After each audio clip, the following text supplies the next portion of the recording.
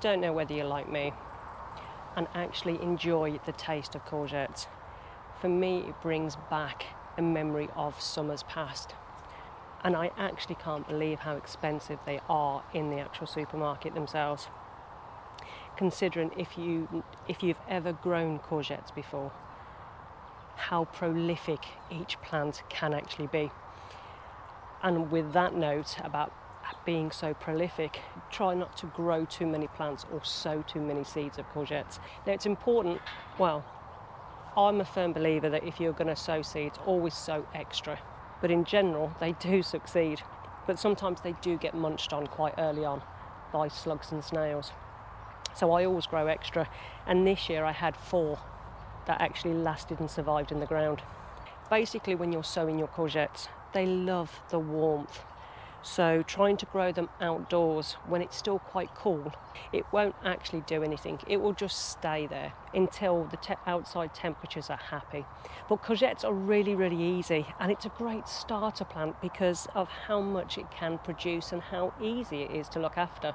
There's nothing better than growing your first courgette, getting all the produce in your first year, the excitement of it and how pleased you are about doing it, and then realising quite quickly how you're going to use all these courgettes. Courgettes are really easy to grow. Once you've got them germinated or bought them from a shop, get them into the ground in a well fertile place. Now you can grow them in pots, but I find pot growing can be harder to actually look after than it being in the ground, simply because of watering. Watering is a big thing for anything that produces large fruits or vegetables like this. Once you've got it into your ground and you've looked after it and it's looking beautiful and lush and lovely, you'll soon start getting some flowers.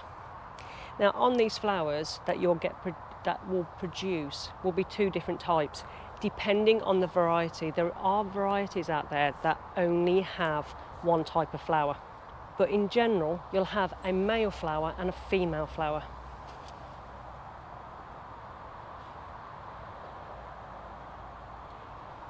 Now the male flowers in general don't have anything behind them, and the female will actually have a swelling or the start of the actual courgette. Now unless these female flowers have been pollinated by the male flower, what will happen, it will develop a very small little courgette which will start rotting on the end. This is because it hasn't been pollinated. Now you can pollinate yourself with either a soft paintbrush where you brush against the male flower, or you can actually pick the male flower and rub it over the female flower, helping to spread that pollen to get it to fertilise. This year it's been very slow for us to actually get some of these actually pollinated. Even though we've got plenty of bees on the plot, at the moment the courgettes are very lacking. But now, after the first few failures of fruit on this bush, they've all started to actually get pollinated. And once they have started to grow, these courgettes will grow very, very quickly and very prolifically.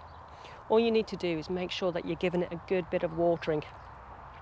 Try not to get it on the leaves too much, because you can actually help along moulds and mildews if you're getting your leaves too wet. And in very hot, humid conditions, this can really affect your foliage on your plant. Remember, it's the leaves that actually make your plants grow. And really, you'll come down one day to a small courgette. You'll come back the next day and it will be a much larger courgette. And because of how bushy it grows, it can be very easy to actually miss some of the fruits on this bush. So you really have to have an eagle eye, especially for some of the more trailing varieties, which can actually get all over the place. And the last thing you want to do is have wasteful fruit fall into the ground.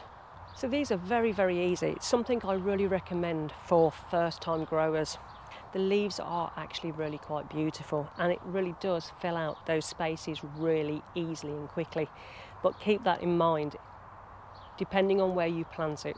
If you're planting this in the middle of a bed where you've got lots of more delicate, sun-loving plants around it, you may find that it actually smothers and stops any light getting to those plants. So choose your position wisely and be warned, they can get very big. So this year we have actually grown yellow stripe courgettes. I fancied a change from the green ones last year. Now these I find are not quite so bitter as the green, but also sometimes maybe not as flavoursome. But it's lovely to see that little bit of yellow on your plate. There is many ways to use these courgettes, and you can even just literally chop them up and put them into the freezer for future use, which is a really great addition to your winter meals when pretty much most of the fresh produce in the shops is winter stock. There's even cakes and desserts that you can actually make out of courgettes too. So it's a bit too late to actually sow most courgettes at the moment. You might get a few varieties where you can actually get the seeds to germinate quite quickly, and you will get some fruits off of it. But maybe plan next year for some courgette plants. So this has spread out about 1 metre by 1 metre.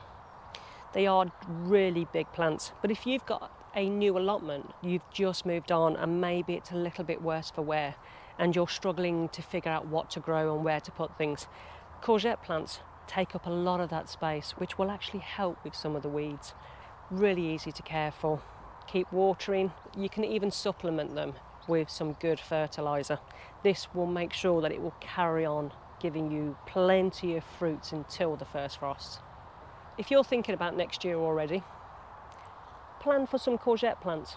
Just don't oversow them. Otherwise you may lose some friends when you're trying to give away kilos of courgettes. It's a really easy vegetable to actually grow, and I think it should be on everyone's list.